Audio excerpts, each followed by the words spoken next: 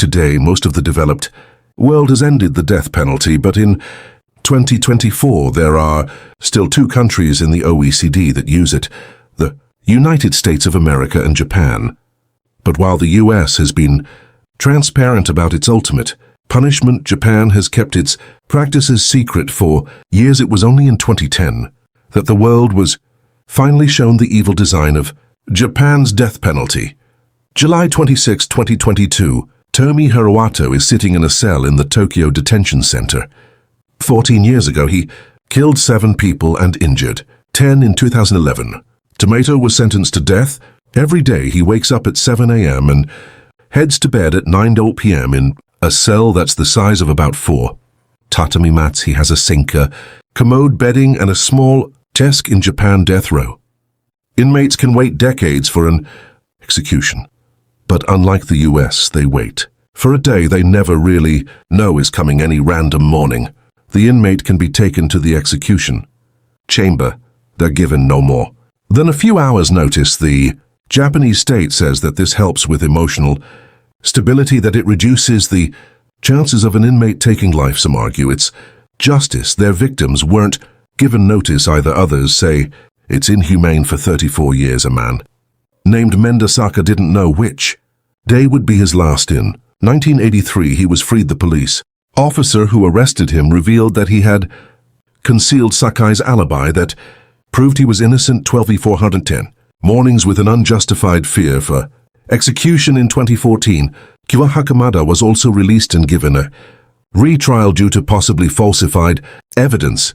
He was the longest-serving death row inmate on the planet. Kamada spent more than 45 years in prison waiting in the Tokyo detention center. Kato sits in his cell. He's surrounded by objects purposely made rounder so that he can't finish off his sentence earlier than expected. On July 26, 2022, after 14 years of waiting, he hears more noises than usual outside of his door. Today, the majority of the developed world has outlawed the death penalty, but Japan is strange. This book explains why, even though it's still legal in the US, it's debatable. The United States is a federal divided country. Many states have phased out the death penalty entirely. Japan, on the other hand, is a centralized state where polls have shown that the public supports it with a clear majority. The US's death penalty is intimately connected with its history of racial discrimination and enslavement. Japan is ethnically homogeneous and has less inequality. The fall of an authoritarian leader like Hitler, Mussolini, Salazar, and Franco all led to the abolition of the death penalty in their respective countries. Japan's authoritarian state also fell, but the death penalty remained in Austria, Great Britain, and France. The election of a left-wing government all led to the abolition of capital punishment. In 2009, Japan elected the center-left Democratic Party of Japan. The death penalty stayed.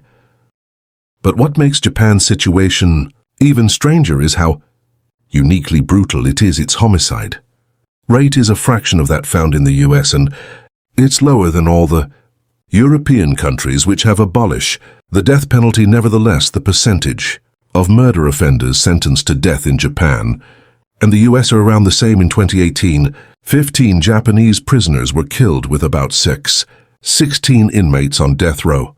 That's 10 less than the US's 25, which had more than 10 times the amount of inmates on death row. 7 of the 15 executions were part of the Aum Shrio doomsday cult. The Japanese state sometimes executes in batches. All 7 were killed on the same morning, while the US explicitly treats the death penalty differently from other criminal sentencing. In Japan, it's treated like other criminal punishments.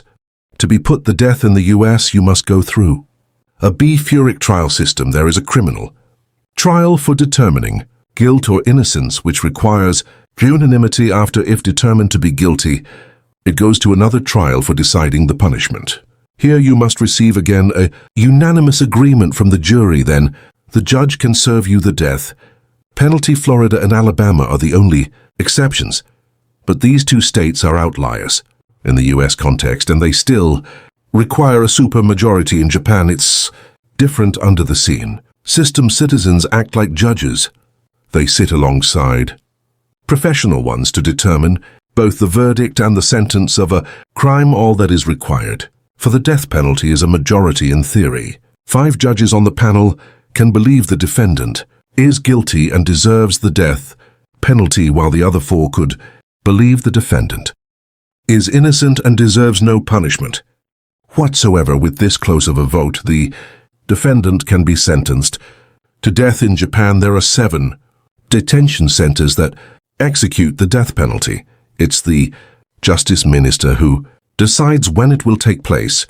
5 days after he or she signs the warrant, the prisoner is put to death. These are usually signed right before political recess moments where media coverage is limited. The executions are not made clear to the family members and lawyers of the inmates. They only learn after it's taken place. Kato is brought into a prayer room. Here he is read his last rites by a spiritual advisor.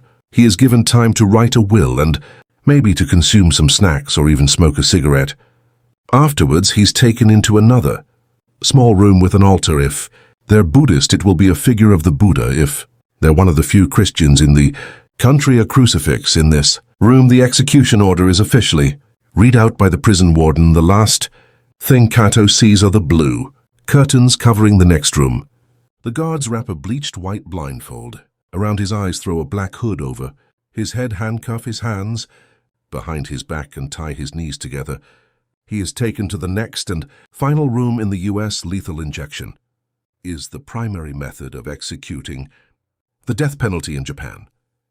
Hanging is the only method. At the center of the room are 2 red squares. An inmate is made to stand in the center. Beneath is a trap door connected to an adjacent room. When the inmate is in place, 3 officers enter this room. They do not see the prisoner. What they see instead are 3 identical buttons. 2 do nothing, but the third opens the trap door. The 3 officers do not know which one is the kill switch.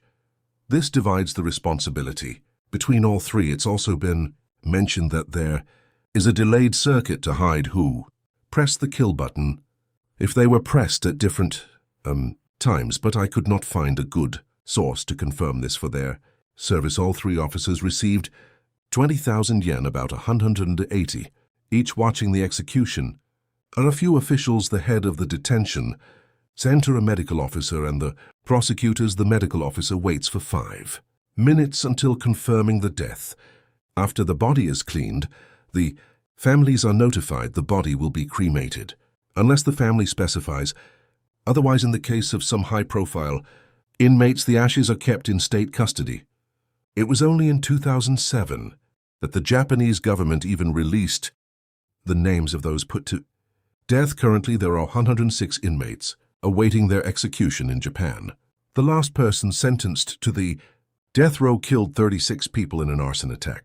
Tomato was the last person executed in the country. I only felt comfortable putting this video in production after it was confirmed that a very specific organization would sponsor it. If topics like this one make you feel eager for positive change in the world, you should check out 880,000 Hours. It's an independent non-profit that understands that your time is limited and it wants to help you find a career with more positive impact. It helps you identify the most pressing problems, which careers make a difference on those problems, and how you personally might be able to make the most difference. You can access their completely free career guide for practical, research-driven advice on how to plan a career that's fulfilling and meaningful. Check out their free career guide at 8000hour.org. Who